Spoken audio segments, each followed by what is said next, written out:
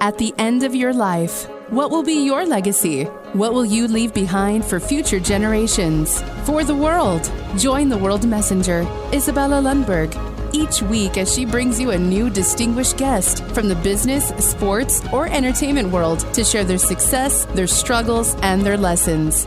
They will share their insights into current hot topics that affect everyone. Izabela facilitates an intimate, vulnerable environment to find the true value of humanity and real leadership. Are you ready for your legacy? The legacy that matters? Hey, my friends, it's Izabela here, the World Messenger, and I'm inviting you for another epic episode of Legacy Leadership. This woman is amazing. She has so many elements in her world that she can share. How brought her in not only to win these amazing awards and compete and persevere in times when was really beginning of woman era in professional sports, but how she continued to be the life champion and what she's currently doing to change the lives. Without further ado, let me introduce you to Crissy Perham. Hi, Crissy. How are you? Hi, Izabela. I'm great. Thank you for having me. It's absolute pleasure. I know it's so much the story, but I wanted to others to really sit on the edge of their seats as they listen in this powerful share that you're about to give us. And it's such an absolute privilege and a great gift for our global audience here. We're here on the Legacy Leader Show, and your legacy, oh my goodness, it keeps giving.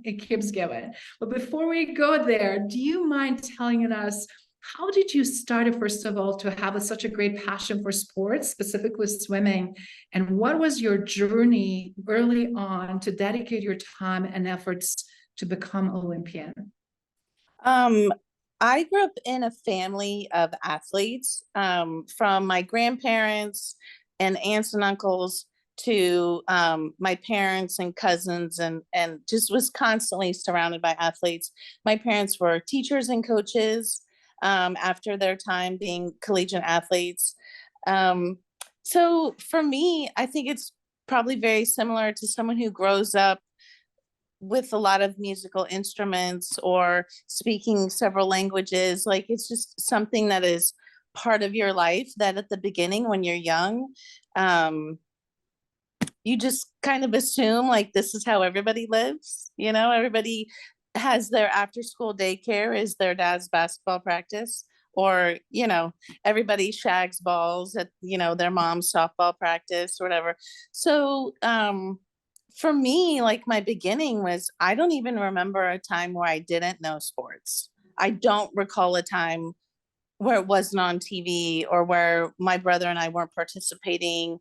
I don't remember ever not being able to know how to swim. So, you know, I feel really lucky in that way, in that athletics was always something that was encouraged for me to do, not to be an Olympian, but just to go and participate in and be a girl out there, you know, crushing what I did. So like, there's no specific beginning for me. Wow, it's amazing. Must be amazing to live and grow up into that surrounding where is sports considered as the normal day of living and being part of it, and also being surrounded with people who really value sports, because that's one of the avenues that bring us closer together. So before you decided to which direction you want to take, obviously you had a lot of athletic talent. How did you select swimming? Well, actually, I really did a lot of other things. You know, I grew up, you know, in elementary school. I would go to all-comer track meets. I played basketball and softball. I ran track, and, you know, I was on a swim team, obviously. But for me, I enjoyed swimming and I was successful in swimming, but really sometimes, like, what you do as you grow and find your skill level or whatever, it kind of picks you. So, like, I really wanted to be a superstar track athlete. Like, I told my parents when I was very young that I was going to be an Olympian in track. I wanted to be Evelyn Ashford, and just was so enamored of track and field. But then you get a little bit older, and I really love team sports. So I really fell in love with basketball. But clearly, like, I just was always more successful in swimming. And the opportunities to do it at a really high level in college were there for swimming, where I probably could have done the other sports, but not maybe at as a successful level.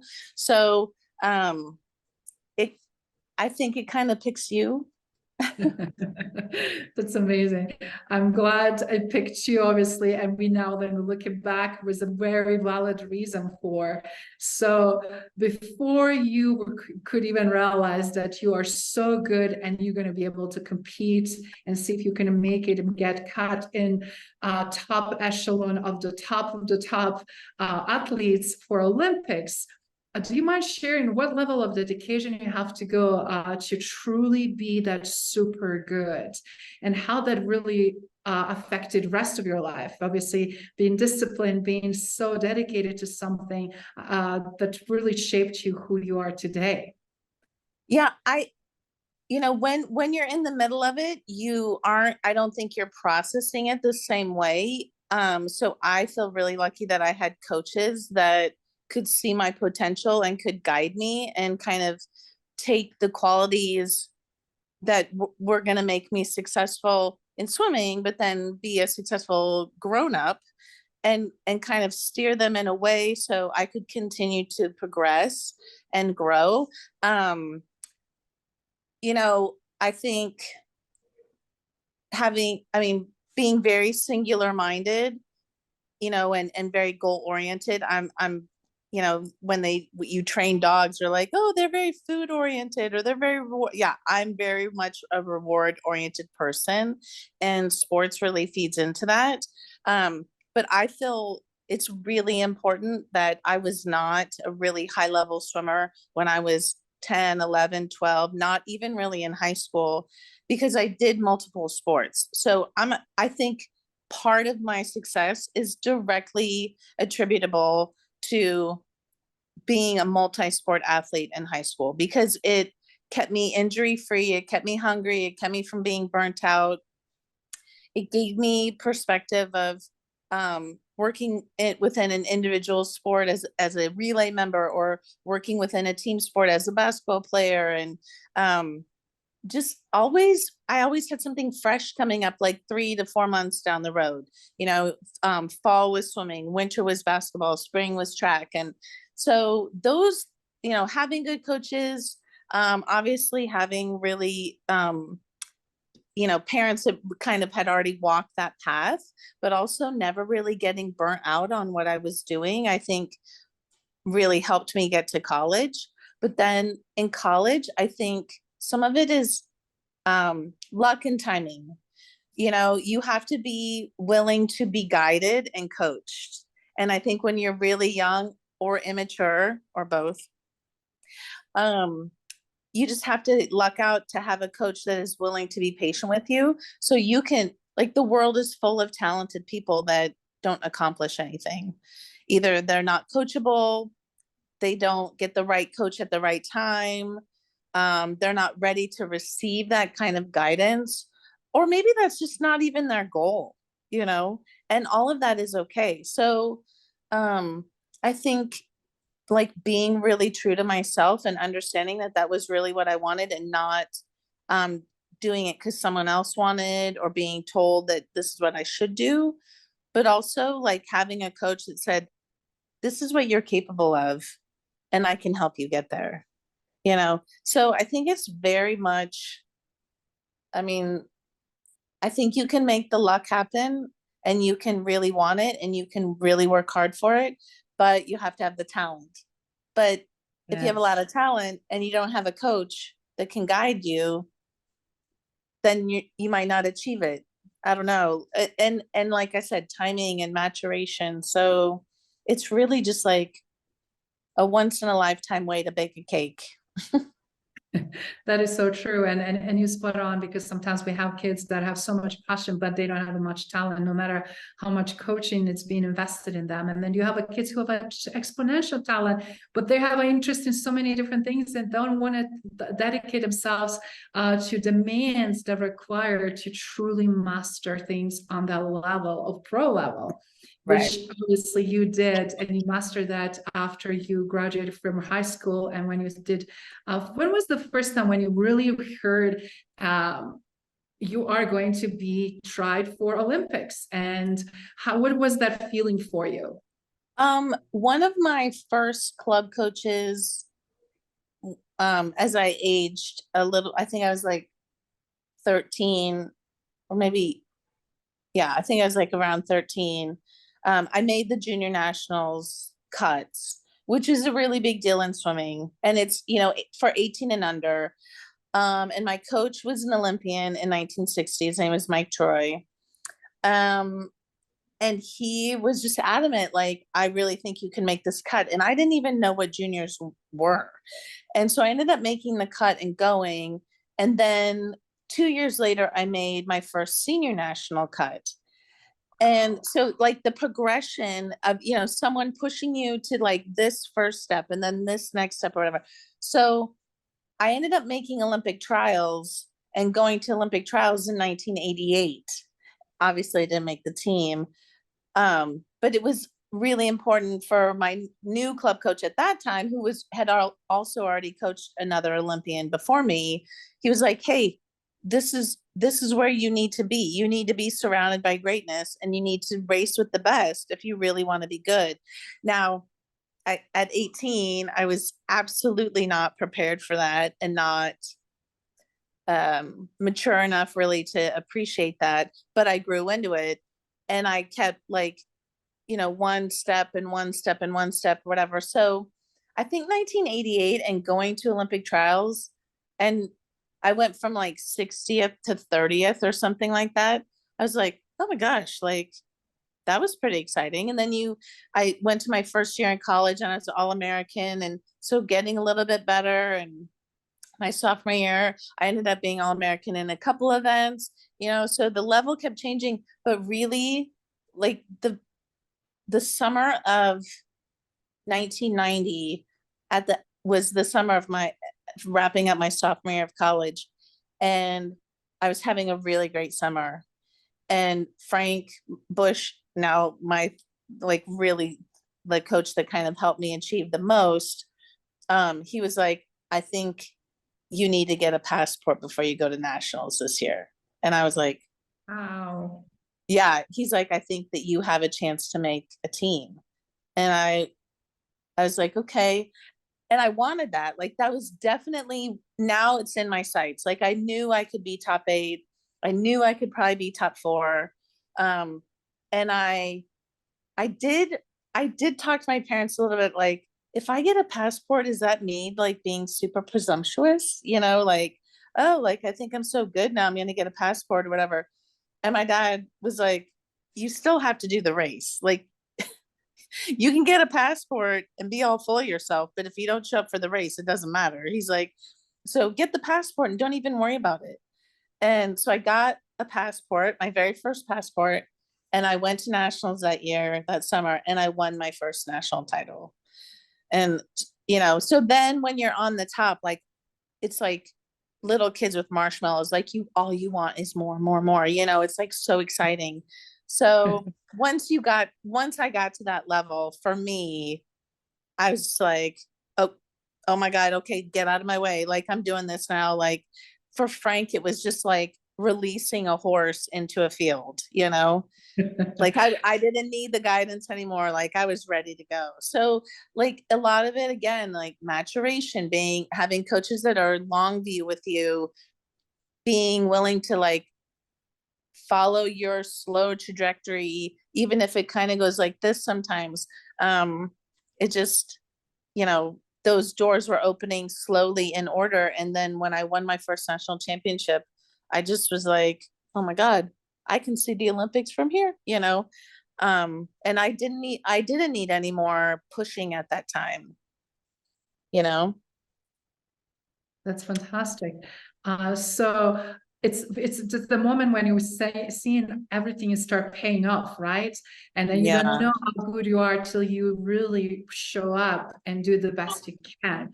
So that led you to obviously be part of it of 1992 Olympics. Do you mind sharing that experience when you got finally your spot, when you were like preparing, getting ready, and how was to be there? I mean, you won 2 gold medals and 1 silver. That's amazing. That was like 30 years ago. And sometimes it feels like it was like just a couple years ago. And then Yes. other times I'm like, oh my God, I was like such a baby. Like that was so long ago. I wish that I could encapsulate it better after decades of talking about it with family and friends and my own kids and people I coached or whatever. It truly is. And I don't know how people that have like made multiple Olympic teams, like how amazing that is. I still sometimes can't believe I did it. And then other times I'm like, well, yeah, you worked really hard for that. Like, no one just gave you that. So it's still kind of unbelievable to me. It's still kind of a part of my life that I'm just like, wow, that really happened, you know? Mm. I know you're very humble about that, but it's so interesting because when we look at when I was a little girl, I was always wanted to be Olympian, and unfortunately at the time was not much invested in Olympic sports. And just the seeing how we all come together in flags and languages and country and nations, and it's like all these beautiful parts of the world, right? Like how we come together. But then when you see Olympians standing on that podium and getting that gold medal or getting that recognition, I felt like that must be the most amazing thing ever. So how was that for you? Growing up, I was a huge Olympic junkie, and one really defining kind of core memory for me watching the Olympics was watching Jackie Joyner-Kersee win a gold medal in long jump. And I don't know Jackie Joyner-Kersee, and I wasn't gonna be an Olympian at that time when I was watching her. And but you don't, it doesn't even matter if you're not into curling, you're not into archery, you don't understand what the biathlon is, you whatever, you like, if you truly love watching that stuff, it literally doesn't even matter if it's a gold or silver or bronze, if it's a sport you love, a sport you don't understand, your country, a different country, a male, a female, like it's amazing to me how much I loved it before I even got a chance to participate in it. And kind of like, watching the 1980 Olympic hockey team, or like I said, Jackie Joyner-Kersee, or, other American swimmers who later I got to meet and train with and all this stuff. Like it, it's one of those things, like, I think they'd say, you shouldn't meet your idols because they're just people, and you have a tendency to put them on a pedestal that they maybe don't deserve, or, you don't really know the whole person. Yet the Olympics, we always seem to love the Olympian, love the person that's striving, whether they win a gold or silver or bronze or nothing. Love the story of them striving to make a team, or coming from a country where they don't get a lot of financial support, or overcoming injury or loss, so for me, like, that has always been more of my Olympic memory, is kind of the build up of all of those stories. And I am just this little small part of it. But it's a big thing, So it's really hard if you're an Olympic fan, which I know you are, it's really hard to put into words having that dream come true, reaching that pinnacle. And it's so finite, it's literally like just a moment of your life. And maybe you get to do it a couple times, and that's great. It's still just a moment of your life, and what you take away from it, the feeling of camaraderie, or the people that love you and support you in your journey, being able to say you're an Olympian for the rest of your life, regardless if you won anything. I think it's like,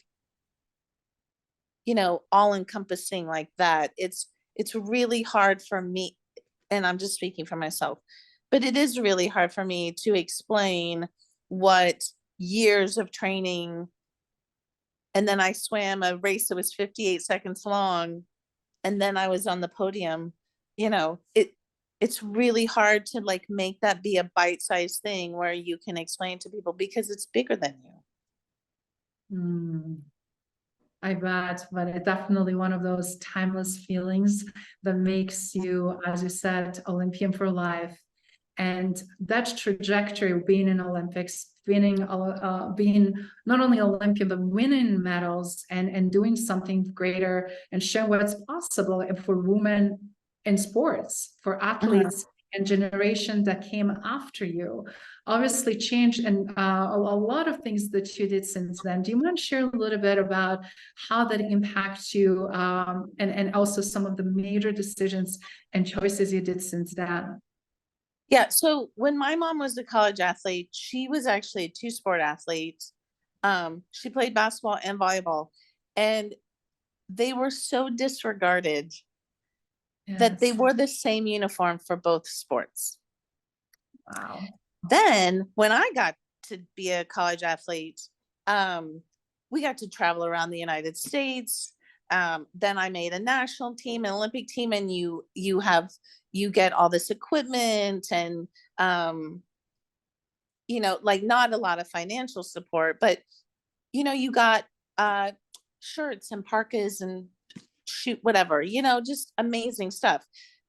Now, female athletes in college get outfitted with hundreds of thousands of dollars, like I'm talking all of them, we know with NIL that we get to see people like Caitlin Clark and her basketball teammates play in a football stadium filled with 80,000 people, or something crazy like that.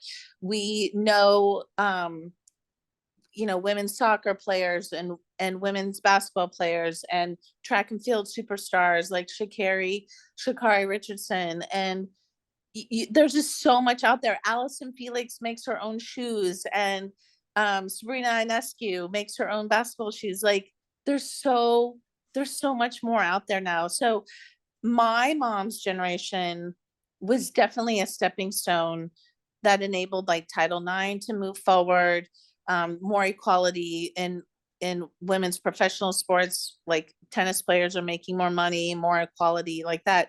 But then also now more female athletes get to do more sports. There's more equality with just participation. So I feel like I was definitely a big part of just the progression of being able to watch, the WNBA or, the World Cup soccer on TV in prime time, and I feel like I played a very small part in that, because I continued to pursue sports and didn't, let anybody tell me, oh, female athletes, like nobody cares about you guys. No one will watch you guys. Like, I'm pretty sure everybody knows who Simone Biles is.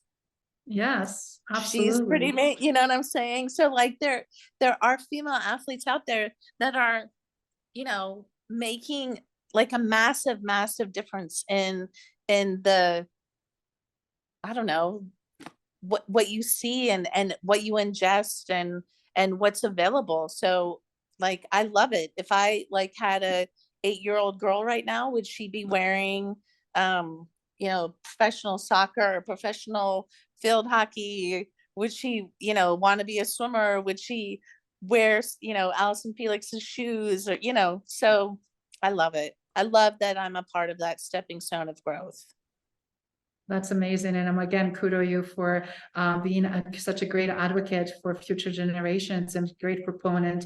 And as I mentioned earlier, not only you lived your legacy and you were leading your legacy as well, leading others, you also already established so much that you can leave behind impacting others. But you did also something amazing. Besides obviously being a mother, being also active member in community, you did something that very few people would ever dare or consider or just simply not understand, which is you became also an organ donor. Mm-hmm. You did something that it's not as often talked about. And your legacy just alone, even with all of this, is just creating even more and more ripple effects and show how amazing human being you are. So I really wanted to highlight that. First of all, kudos and thank you.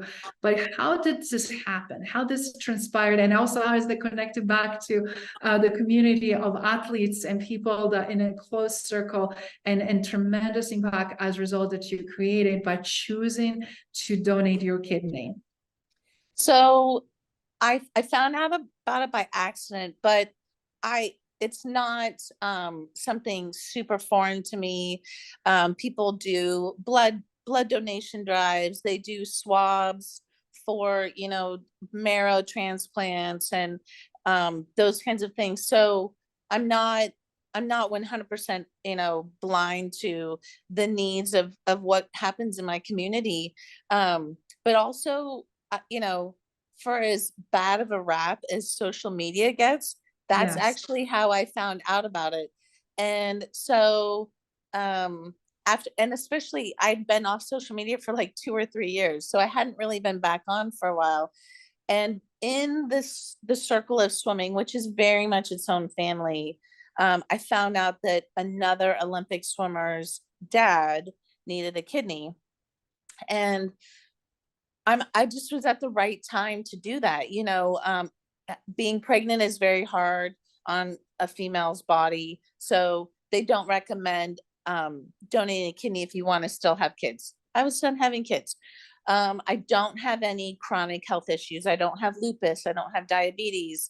I've never had any kind of cancer. Oh wow,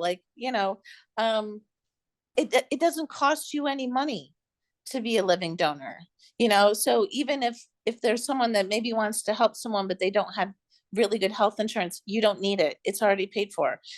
So even as a retired military spouse, we have good healthcare insurance, but I knew I didn't need to worry about that. I didn't have a job at the time that required really stressful physical activity. So like all of these things were kind of coming into play, but also like my body as an athlete has been like a carrier for really great things. So I'm not really afraid to try anything new. And I know what my body can do. I'm also very stubborn and I work really hard. And it didn't scare me, the thought of giving a kidney to someone who would need it when I didn't. You can totally survive and have a really great active life with one kidney. And so like I started exploring it, but really because it was the swimming family and I did feel a connection to Dick Franklin because of, kind of his background with his daughter and my background. But yeah, I think a lot of it is, again, timing and having the right people around you so you get the right guidance. And for me, I got a lot of great guidance. I had a wonderful counselor that was like, hey, these are the tests you're going to go through. Do you have any questions? These are some things that might happen. Do you have any questions? If you are having doubts, do you want to talk about it? Like, it's just like having a coach, being an athlete. And but instead of benefiting myself, it would benefit Dick and his wife DA and their daughter Missy and her husband Hayes and their daughter Kate and all of his brothers and sisters and DA's sister. And it just, the impact is exponential. And so if I can donate a kidney, why wouldn't I? I'm so glad that we have this conversation again. As I mentioned, as so many people don't have much knowledge, or they shy away, or it's a lot of stigma, as you pointed out, just through social media and other channels. And when you look at someone like yourself, who is absolutely, again, breaking the molds and stereotypes in everything you do, you did another one, which is not only putting yourself out there to help someone who you know very well and in swimming community, but also to recognize, can I do this, and what this means and what implications are. And since then, obviously, you've been living high quality life as an organ donor. Obviously, you don't have no side effects and issues. But how is this mental? Obviously, you have that mental toughness. You already have that amazing physical ability and mindset. And but for everybody watching and listening that want to support, but they're on the fence, do you mind sharing what were some of the things that really helped you to arrive? As you said, how can you impact tremendously so many people's lives, and how your decisions changed as a result, how everything turned out for others, like you said, Mrs. Franklin's father, his wife, his children and grandchildren now, because he's alive, he's around, he has a quality of life that maybe he would not have otherwise. Yeah, I think the biggest thing is to understand it's not scary. It's not dangerous. And it's I mean, every surgery, you have like having someone cut you open could lead to an infection. It could be something that's bad. Having a baby is dangerous. Not taking care of your dental health is dangerous. So yeah, I mean, I didn't go into it, blind, but I also knew it's so much incentive for the person receiving the kidney to get healthy, and we want to talk about the people that are receiving the kidney or the lobe of a liver and living donors and those kinds of things. They care just as much about the health of the donor, because it does nobody any good to be a living donor and then they don't, they are not encouraging you to take care of yourself, or they're overlooking some of your health issues at the expense of like success for the receiver, So I think it's not as scary as people think it is. It also has not changed my life. Like I don't drink energy drinks. I didn't, which I didn't. I'm not a big soda drinker. I don't use a lot of salt. Like I don't have a lifestyle that was where I wasn't taking care of my kidney in the first place. So, those things are all gone over though in the process, which is super pain-free. So just finding out if you would like to consider to be a donor and doing some of the questionnaires, doing some of the tests that have to be taken care of. It's like cutting your fingernails. It doesn't hurt. And then later, if you decide, yes, I am a good match, you can decide to be a donor then. Maybe you want to wait a little bit. Maybe you need to talk to your counselor a little bit more. Like no one's required to do this. But I think people think that if they sign their driver's license, that's good enough. And I would never want people to feel like anyone was, oh my God, why are you not a living donor? Like I want to be way more inclusive than that. But only 2% of people that sign their driver's license actually become donors, because there's a lot of steps that are required to give a kidney to someone and make sure that your kidney is ready to be given.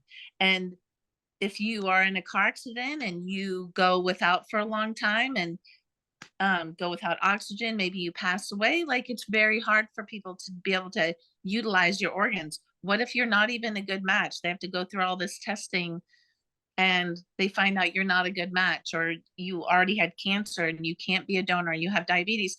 So just even the process of it is it's very enlightening and it's pain-free.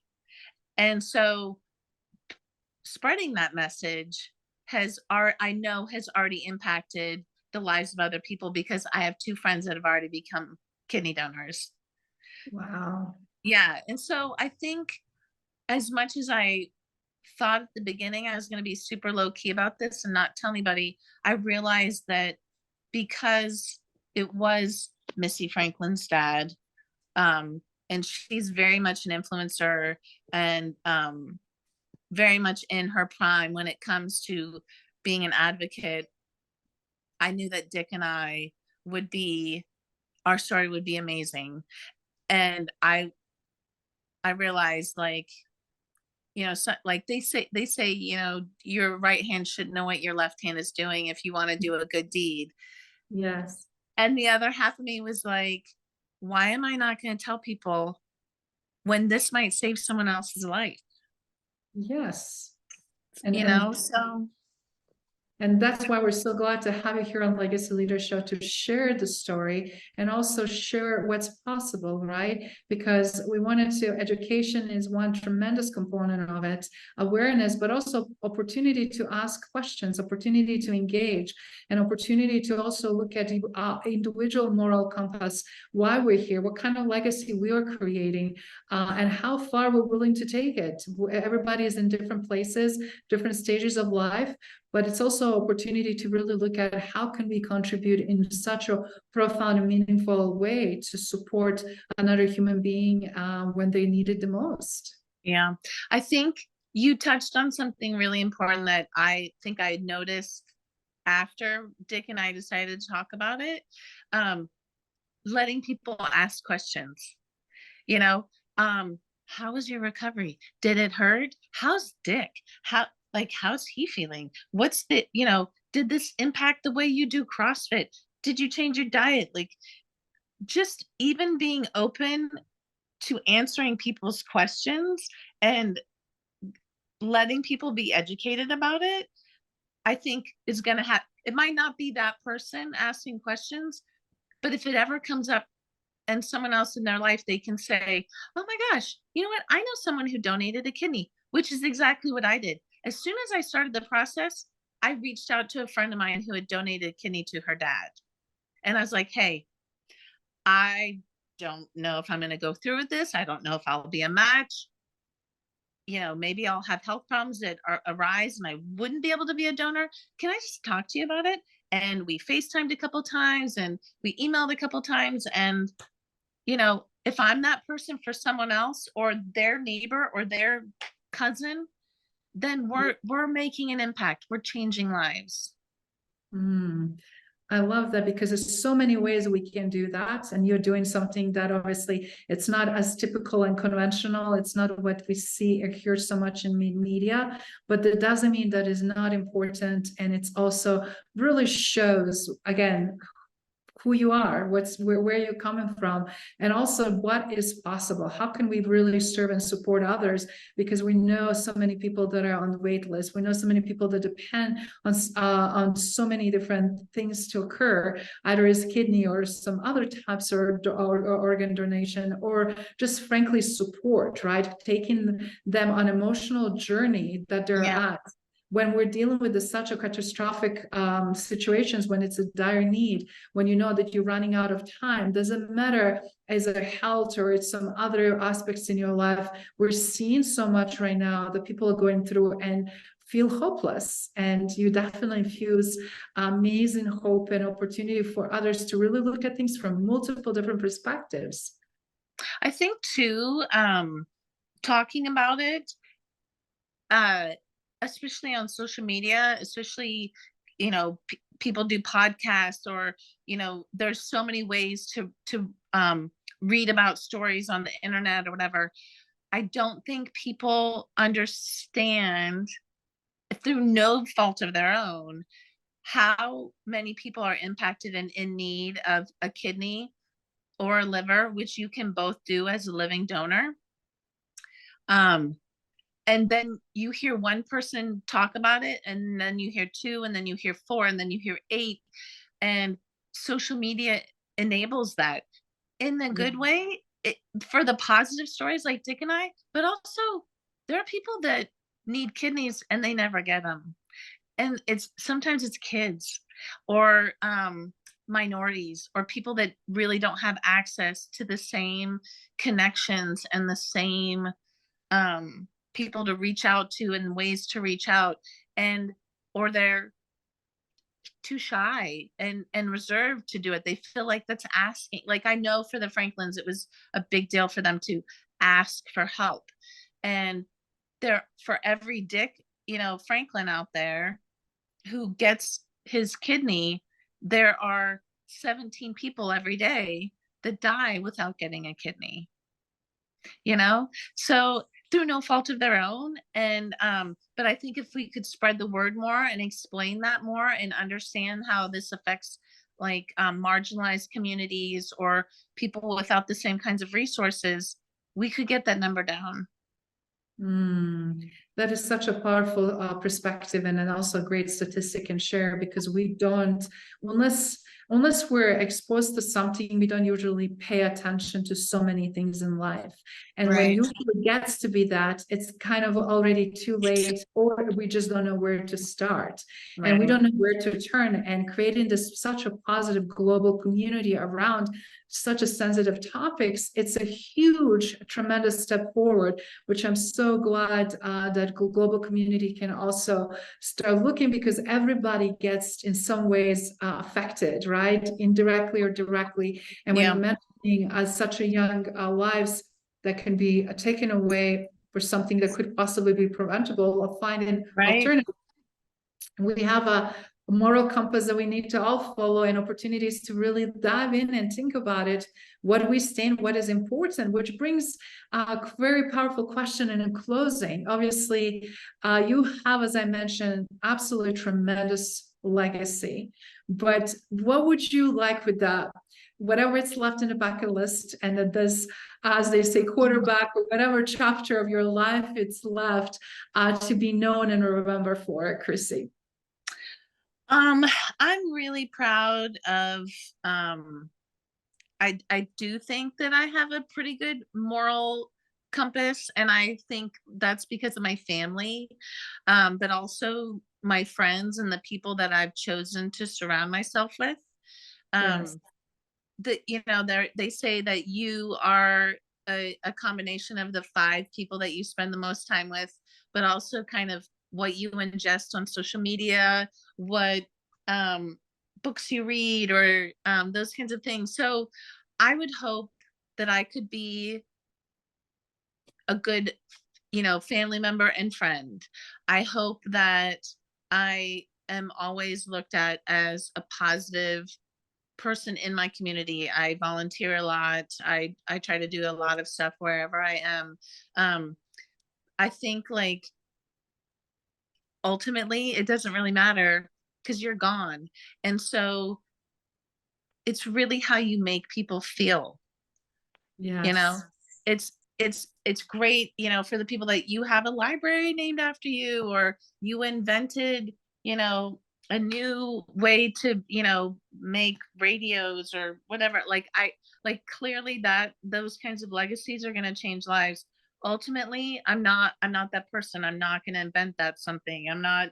I am not going to be a philanthropic person where I'm donating $100 million for a library, but I've done what I can with a good heart and with joy. And like that, I think if tomorrow was my last day, I would want people to be like, man, she was pretty fun. She's pretty funny. But I know she loved me.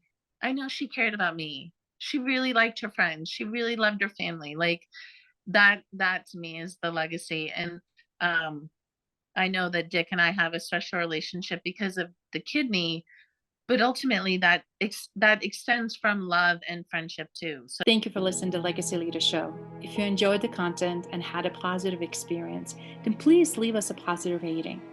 In addition, leave us a positive review whenever you are listening on whatever platform there might be.